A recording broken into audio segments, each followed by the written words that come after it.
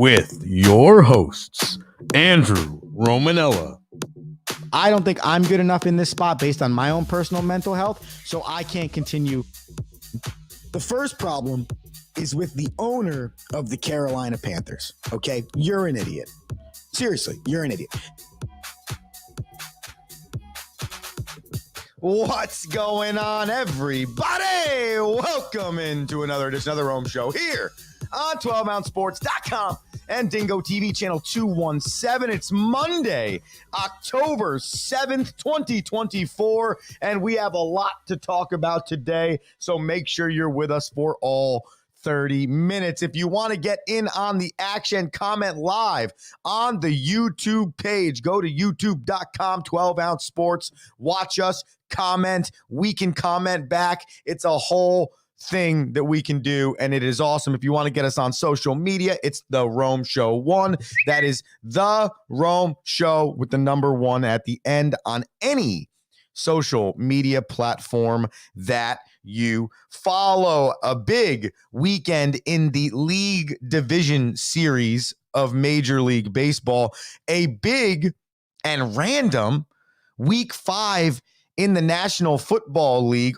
Some major upsets in college football. We won't really walk down that path necessarily today, but some major upsets, including Vanderbilt defeating Alabama. Sneak peek into Tuesday's show. Hockey with Rocky wants to touch on that Vanderbilt victory, so we'll leave that for him. But I say all that to tell you it was a great weekend of sports. It's a great Monday morning here on the Rome Show, and we appreciate you for joining us. We want to start today's show in Major League Baseball because two interesting things went on yesterday. The first one was the New York Mets got walked off on by the Philadelphia Phillies after coming back in the 9th inning to tie the game.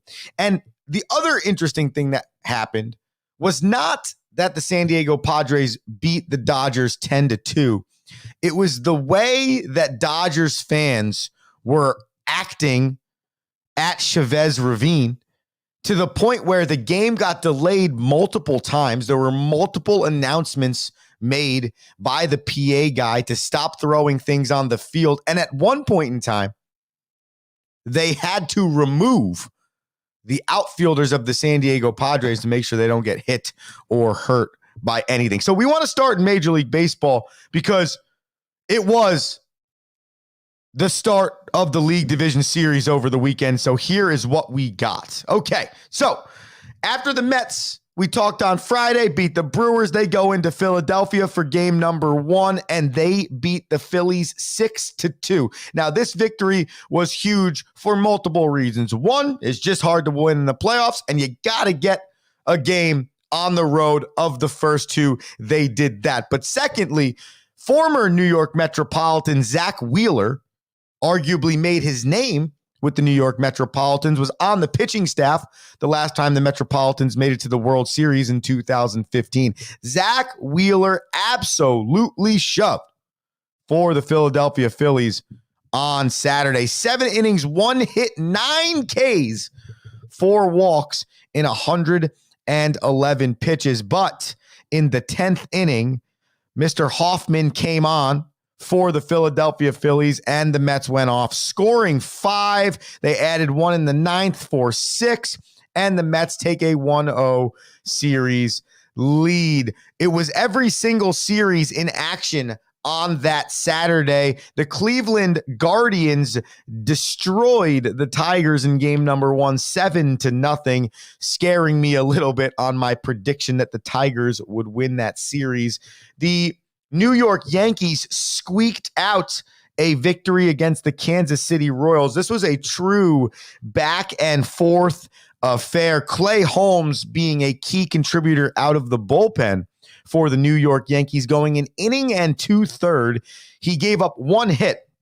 Now, he didn't give up a walk, and he didn't K anybody. So Clay Holmes, truly the definition of pitching to contact. Aaron Judge continues to struggle in the postseason. In game 1 of this series, he was 0 for 4 with 3 Ks. So Interesting there from the slugger for the New York Yankees. If you look at this game, Aaron Judge 0 for 4, Giancarlo Stanton 0 for 4, Juan Soto 3 for 5. So it's very difficult for when you have a three-headed monster in your lineup, and that's how you designed it to go. When two of those three dudes are 0 for 8 combined, that's very difficult to make up. However, Juan Soto, 3 for 5. He helped make it up. Gleyber Torres, great day, 2 RBIs, 2 runs scored. He helped make it up. And Austin Wells as well picked up 2 RBIs, but none bigger than Alex Verdugo. Late in that game in the 7th inning, Verdugo, who has had a tough year for the New York Yankees, as somebody that listens to a lot of sports talk radio with Yankees and Mets fans, Verdugo has gotten crushed. And for him to come through with that hit was huge. And then the Dodgers took game number 1 of the West Coast series, 7-5. Neither games, for the Dodgers have come up well with starting pitching for the Padres. We will get to that when we get to yesterday's games. Only the National League playing yesterday. And it was the Phillies and Mets first, and then the Padres and the Dodgers second. Here is what happened in Philadelphia last night after Mark Vientos ties the game with a 2-run homer in the top of the 9th inning. The Mets blew a 3-0 lead, then took a 1-run lead, then blew, thank you, Edwin Diaz, in the 7th inning. Why? I have no idea, but Edwin Diaz was pitching in the 7th. I'm thinking the manager was saying, I'm going to Andrew Miller this thing. If I believe Edwin Diaz is my best arm, I'm going to try and close the game now, essentially, because I think this is the biggest moment. It didn't work. Backfired hard. Edwin Diaz gives up 3 runs, and the Mets go into the 9th inning down 6-4. Mark Vientos ties the game with a 2-run homer, but Tyler McGill in the bottom of the 9th said, nope. Edwin Diaz, hold my beer. 2 down. 1-2 pitch to Castellanos. In the left field, down the line, it's a fair ball, and the Phillies have tied the series. Back to Queens, 1 apiece. Castellanos, the hero.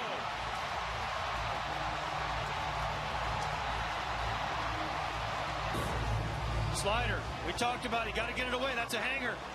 2 strikes. You cannot make that mistake. It's easier said than done. I get it, Wayno. Trying to make it too good. He hangs it. Castellanos knows it right away. The Philly crowd knew it right away. The Mets made the decision. We're not going to let Harper beat us. Castellanos has to beat us. Tonight he did. Yeah, we saw it all game long. They were hitting pitches that weren't executed. When pitchers made mistakes, both. And what they were just saying on the broadcast there, if you could hear that, is that was way too good of a 2-strike pitch. So obviously McGill wanted to get Castellanos on a slider. He hung the slider. There was, if you watch the pitch in the video, there's absolutely no rotation to the pitch, which is essentially why Castellanos is able to absolutely crush this ball down the line. The video playing again as I go through it. And then the other point there was they didn't want Harper to beat them, okay? So they pitch around Harper to get to Castellanos, okay? And in my opinion, this is kind of what we were just talking about with the Yankees lineup, and there's that slider right there. It honestly just looks like a slow ball into Castellanos. Great job with his hands. Series tied 1-1. At the end of the day, when you have a lineup that's like the Philadelphia Phillies, sometimes there's just no choice. And I get it. Of the 2 guys, Harper's the homer guy. It's 6-6, 2 outs. Harper could just hit 1 out and the game's over. Whereas, do you think Castellanos is going to hit 1 out? I don't know. At the end of the day, they're both professional hitters. And they're both having a really good year. And there's a reason Castellanos hits behind Harper. Because this has happened multitudes of times this year. I am a firm believer, and I get it. He could possibly be one of the best hitters in the game. Bryce Harper, that is. You don't want their best hitter to beat you. I kind of hear you on that. But when How many times in the history of baseball have you seen you shy away from the best player and still get beat? So at what point do you just attack the guy in front of you, right? And that's my biggest thing. You look at it as a whole and you say to yourself, okay, the dude's swinging it, okay? Through 2 games, I think he has 4 hits, maybe 3 hits, okay? He's got ridiculous power. He had already hit a home run that day. But so had Nick Castellanos. Nick Castellanos has more hits in 2 games than Bryce Harper. He had 2 straight hits in his 2 at-bats before that. So these are moments where I think the manager and managers always, but in particular, Carlos Mendoza, outthought himself. Well, we can't let Harper beat us. So the guy that's swinging the hottest bat on their team should then? I mean, think about that logically. In the last 7 days, Nick Castellanos has had 13 at-bats, 6 hits, 2 doubles, 1 triple, 1 homer, 2 Ks, scored 5 runs. The guy is clearly en fuego right now. And we're going to move past somebody to get to that guy. And I understand that somebody is Bryce Harper. But in this scenario, when the somebody behind him is swinging a hotter bat, you almost have to say, I would rather take my chances with Harper. And it's Monday morning quarterback. I get it. The next time this happens, they could do the same thing, and McGill or whoever else could get Castellanos, and we're like, oh, great decision to walk Harper. I think you attack the guy in front of you. And when the guy behind is cold as cold, can't hit water if he fell out of a boat, okay, yeah, walk Harper, get to that guy. But when the dude swinging the stick behind you has already hit a homer, has already got 2 hits in this game, is the best hitter on this team coming in over the last week or 2 of the season and start of the playoffs, then you have to look at the situation differently. Well, the Mets didn't. They lose 7-6, and we go back to Queens with a 1-1 series tie. In California, the Padres slaughtered the Dodgers 10-2. That's not fully the story here. Yu Darvish threw really well for the Pods. 7, 3 hits, 1 earned, 3 Ks. Fernando Tatis Jr., speaking of hot, is like the hottest person in Major League Baseball. 3 hits and 4 ABs. Now, remember, they played a series before this, so he's played 4 games in the postseason. He is hitting .643. Yeah, you heard that correctly. .643. Yeah, that's really good. So Fernando Tatis Jr. swinging it right now for the Dodgers. For the Padres. Hey, in this game, though, shame on the Dodgers fans for the actions that they had, throwing stuff on the field, throwing stuff at players. I don't know who it was. It looked like Jerickson Profar in left field. They essentially took him out of the game once they got up by a certain amount of runs because they were afraid for his safety. So when we talk a lot about fans acting like idiots, this isn't a scenario. Like, it's baseball. What are you doing? You're really that mad at the other team for playing good sports? What are you doing? Like, that doesn't make any logical sense to me.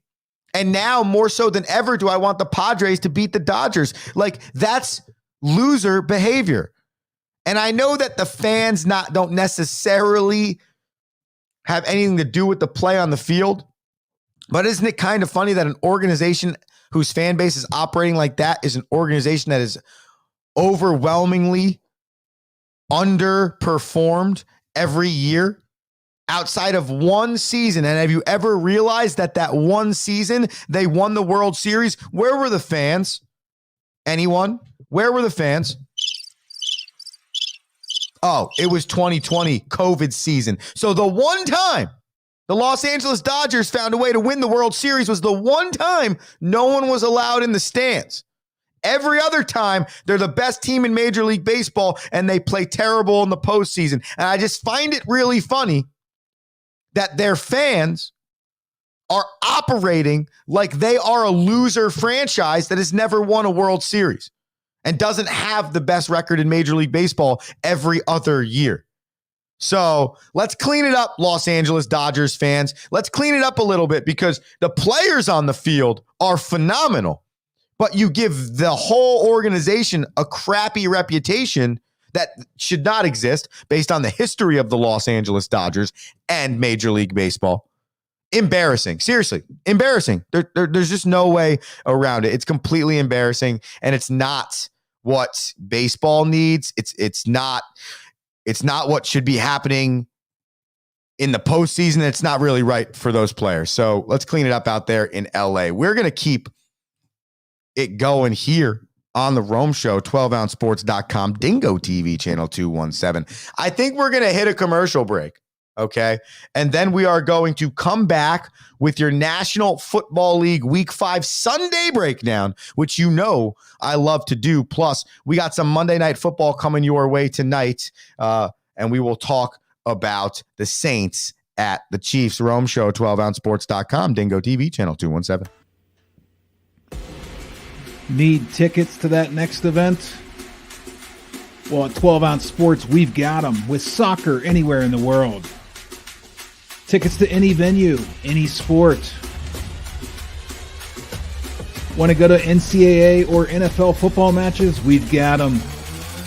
Yeah. Baseball at every level. Every Power 5 matchup is available. Don't forget, costumes and paint are optional. What's that? You want to go to Broadway? We have those too. Want to jam out? Every concert, every artist. That's right. At 12 Ounce Sports, we've got the tickets for less. 12ozsports.com/tickets.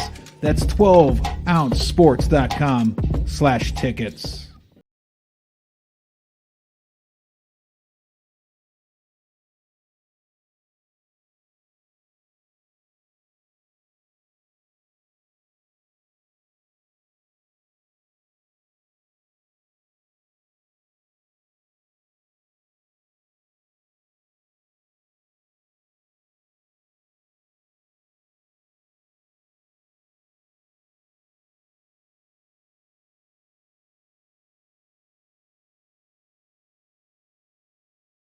All you have to do is go to betus.com and type in the promo code 12OZ and you'll instantly get a deposit bonus. This is America's favorite sports book. And remember, always gamble responsibly.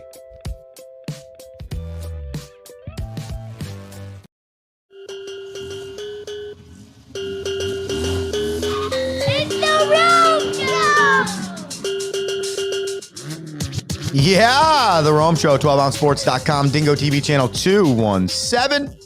Andrew Romanella, your host, here with you till 12:30.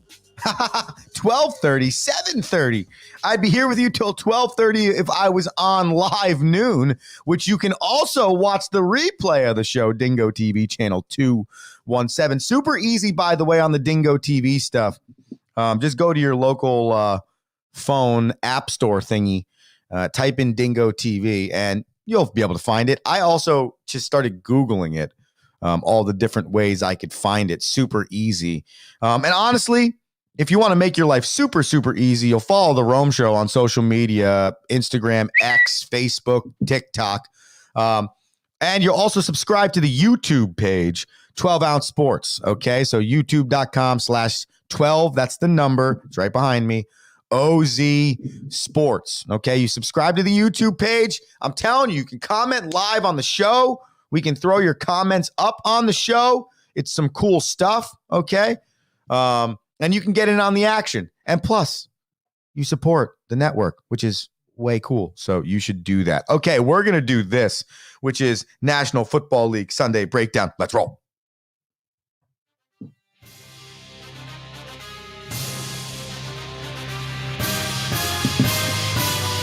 I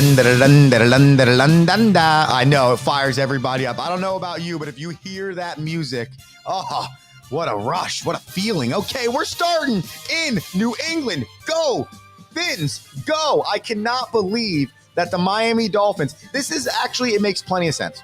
The week that I picked against the Miami Dolphins is the week that the Miami Dolphins are like, yo, we're going to go out and we're going to win a football game. And that's exactly what they did. And the bottom line is, okay, the Dolphins beat the Patriots 15-10. The bottom line here is this. If the Dolphins want to win any amount of football games the remainder of the year, they have to win them this way. There's no other doubt about it. You have to play elite level defense. You need to have points on the board whenever you can get points on the board. Listen, I don't want field goals. I don't want 3, 0, 6, and 6 as my quarter totals, but I will take it if my defense holds another team to 10 points and we find a way to win. Tyler Huntley threw for 194 and an interception. Jacoby Brissett threw for 160 and nothing. The Dolphins might have lost Devon Achane. We'll find out. The two-headed monster of Jalen Wright and Raheem Morse ran for 166 yards, which is the best rushing day. 193 total as a team that the Dolphins have had all year. That was also a huge factor. Alec Ingold with the touchdown. 2 and 3, the Miami Dolphins move to with a matchup at the Indianapolis Colts coming on October 20th. Why is that huge? Because the Dolphins have the bye week next week. They need it. Okay, the Vikings stay on task here. The Vikings 23, the Jets 17. Daily Bananas coming up shortly. You'll find out that I picked that and go me. Aaron Rodgers, is it not as good as you all thought it was going to be in Florham Park? Wow, who would have thought the 42-year-old guy might not be MVP level? He might not be the worst quarterback in the league. We all believe that, but he's definitely not the best quarterback in the league. And now the New York Jets find themselves in a very interesting situation. Is their quarterback good enough? They gave him everything. They did everything for him. Is their head coach good enough? So if you switch the quarterback, should you even keep this regime regardless? And that means a whole new scheme, no new offense, whole new defense. What's that going to mean for Garrett Wilson? So many dominoes are going to be broken down if this goes as south as it looks like it's going for the New York Jetropolitans. 0-2 in their last 2 weeks, 2-3 overall on the season. And Sam Darnold, former franchise quarterback for the New York Jets, gets the victory. And they were in London, I think, for this game, 23-17. Darnold looked human. He didn't have that great of a game, but at the end of the day, his team beat the Jets, and I'm sure that felt fantastic for him. Aaron Rodgers' interception, 3 of them he had. One to end the game when they were driving. Just not good enough. So the Jets, a lot of question marks going into next week. The Bears finally look like they were supposed to look. They defeat the Panthers 36-10. Caleb Williams, 20-29, 304 yards, 2 TDs. By far the best game he has played in the National Football League. I told you again, another bananas in this game, DeAndre Swift. I hope you hammered it because his rushing and receiving was over 110 yards. DJ Moore looked like the guy they signed in the offseason to the big contract, 105 yards, 2 TDs, and the Bears move to 3-2. The Panthers played Bryce Young for a little bit in this game, but they said they're going to Andy Dalton to start again next week. How about the Ravens coming back with 17 in the fourth quarter against the Bengals to defeat the Bengals in overtime, 41-38. Lamar Jackson threw for 348 yards, ran for 55 yards, and threw 4 touchdowns. He amassed over 400 yards on his own. Joe Burrow looked Joe Burrow-ish. 30 for 39, 392, and 5 TDs. He hit Jamar Chase 10 times and T. Higgins 9 times. Both recorded 2 touchdowns, so 4 combined between the two. That's exactly how the Bengals thought this offense was going to look. However, their defense is not good, and that's what killed them. So at the end of the day, the Ravens, they come back, they win, and they go from 0-2 to 3-2, and just like that, they feel like the team to a degree that we thought they would be. We move on. Commanders, they destroyed the Browns. Another bananas pick here. Jalen Daniels, 14-25, 238, and 1 TD. He also led their team in rushing with 82 yards. He is as good as he was advertised. Jaden Daniels and the Commanders 4-1, leading the NFC East charge. The Jags get their first victory of the year. Hey, Jacksonville. Did Trevor Lawrence look like a quarterback again? Kind of. I mean, he still does things that you're like, But at the end of the day, the Jags finally look like a team that could win a football game. The Colts and Joe Flacco actually looked pretty competent. Unfortunately, they had to come back from big time and score 24 points in the fourth quarter to even make this game close because the defense of the Colts could not stop Jacksonville.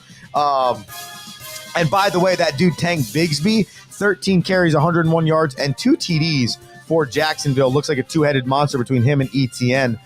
Whoever has the hot hand in the day gets the most carries on the day. Colts 2-3, Jags 1-4. The Texans find a way to beat the Bills. There was a scare there for Josh Allen. He comes out for a play. He got slammed to the turf. He was also really bad today. Buffalo had one good third quarter with 14 points. Other than that, Houston kept them off the board. Their defense is always good enough to keep them in games, though. Connor is his name. Connor Fairbairn nailed a kick at the end of time. Kaimi Fairbairn. He nailed it. 3 for 3 on the day. He amassed 11 points for the Texans. So the Texans offense scored 12 points, and Kaimi Fairbairn scored 11. And hey, bam, that was the recipe for success against the Bills, who have now lost 2 straight after starting 3-0. Yeah, that's the Dolphins fan in me. The Cardinals, they came back on the 49ers. I never thought I would say this, but the Niners lost with 0 points in the second half. 0 points. Second half for the Niners of all teams. The Cardinals made some great defensive adjustments at halftime. We said this on the show the other day. Halftime adjustments are the difference maker in the National Football League. The Cardinals had them, the 49ers didn't. And that San Francisco 49ers team that we all thought was going to be so good, hey, no CMC. Wow, what a difference that makes on your offense. And it's all great and stuff that the dude, Jordan Mason, can run the rock. But he's not Christian McCaffrey, and therefore that's not the offense. So you can make adjustments, and you can find a way to beat this team. The Cardinals scored 11 in the fourth quarter, 14 overall to nothing in the second half, and they win this game. Kyler Murray did not even throw the ball that well, but he used his legs really well. 83 yards, scampered for 1 for 50 and a touchdown. The Cardinals 2-3, the Niners 2-3.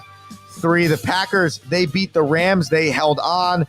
Matt Stafford tried to make a comeback there late. The Rams just are not that good, and I think it comes down to the defense. They made some good halftime adjustments. The Packers, came out of the half and scored 14 points immediately, and the Rams could not come back from that. Jordan Love, 15 of 26, 224, 2 TDs, and then an interception. Josh Jacobs ran the ball well for the Green Bay Packers. Kyron Williams continues to be a beast on the ground for the Rams, but they don't have much else, and their defense isn't good enough. It looks like a lost season for the Rams. I wonder if Sean McVay stays. We'll find out. The Giants go across the country and beat the Seattle Seahawks 29-20. There was some scare there at the end, but then I'm going to pause the music for this. This happened for the New York Football Giants.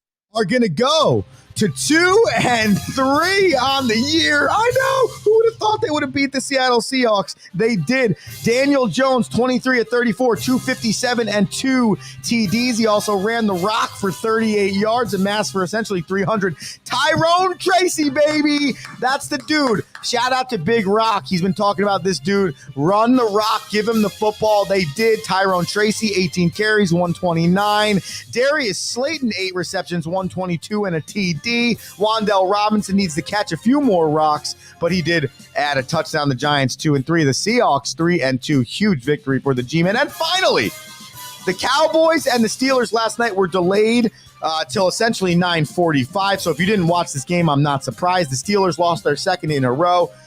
Bad, sloppy conditions for the Steelers and the Cowboys game. Dak Prescott threw 2 interceptions. CeeDee Lamb was yelling at him on the sidelines. All is not well in Dallas, but they did find a way to win their second game, 20-17. Justin Fields, 15 of 27, 131 and 2 TDs. Not much of a running game for the Pittsburgh Steelers, and I think that ends up being the difference maker for them. The Steelers now 3-2, the Cowboys now 3-2, but as we said earlier, the Commanders lead that division. All right, let's finish this show really quickly. We wanted the Cowboys. We took the DeAndre Swift over combined rushing receiving, nailed it. Commanders, we had them at -3, nailed it. Vikes, -2.5. We nailed it. So right now, Andrew moves to 109 and 86 overall. Tonight, we have a Monday Night Football matchup of the Saints and the Chiefs. The total of this game is 42.5. The reason I believe that is because it's in Kansas City, and the Saints offense has kind of come back to life. The Chief defense is way better than their offense. I want to go over on the 42.5 here for this game. I also want to take the line at Saints +5. I think that number is just a little bit big for the way the Chiefs have been playing this year. The Chiefs have like 10 straight victories of like 6.5 or 7 or less points, and I don't believe they can keep that up. And by the way, if those victories are by 6 or less and the number's at the +5 for the Saints, I would like to take that in favor of the Saints because that's what the trend looks like. If you have anything else that you would like to take as a play from a prop bet standpoint, I would look at the receiving core for the Chiefs. Rashee Rice is out, so you got to look at Xavier Worthy and Travis Kelce as two options. Those are the two best options, and you know the Saints are going to zone in on them, but I would think that's where Patrick Mahomes is going to want to go with the football. And I think I'm going to go and finish this show, but I want to thank you for joining us today. Rome Show, 12ouncesports.com, Dingo TV channel 217. Back tomorrow morning, 7 a.m. to talk Monday Night Football, Major League Baseball playoffs, and hockey with Rocky. Andrew Romanella saying be electric. And peace! Thank you for listening.